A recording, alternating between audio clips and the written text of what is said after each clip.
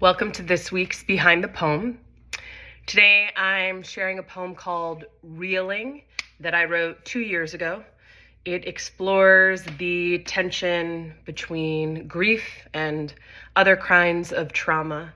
So heads up for mentions of grief and loss, suicidal ideation, references to eating disorders, and emotional abuse. Woo, woo, woo, woo, woo! Hey, you're like, great, I'm out. I'm sharing this poem today because you know me, casual trauma dropper.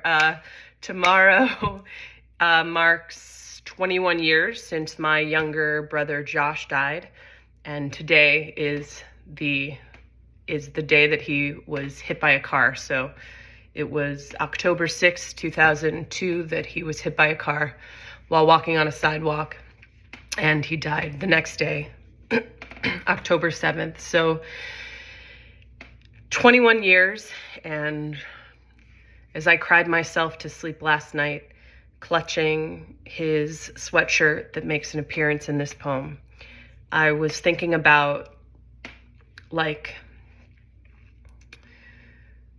one of the layers, I can only speak for my experience, but for me, one of the layers of the loss and the grief around losing a sibling is the fallacy of time, and that too is a loss and a fracturing and a rupturing, because I was sold the fallacy of time that this was someone I was going to spend the rest of my life with.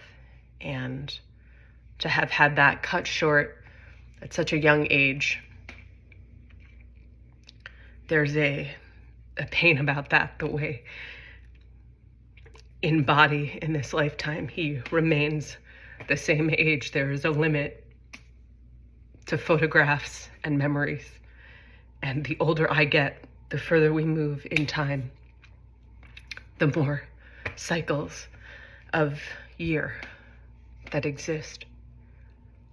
That gets hard to hold. So here is to our loved ones, in body, in spirit, in memory, in heart, wherever they are. Here's the poem. Reeling. His closet was a candy store after he died. I went inside before the funeral, or maybe it was during Shiva, and grabbed the gray UCLA hoodie from his teen tour, slept with it every night for the rest of college, held it like a pacifier for my hands. I don't think a crystal would have saved me from this mayhem, but I'd like to think a piece of calcified earth in the crescent crevices of my palm might have made it easier to hang on to the trauma instead of being out for blood.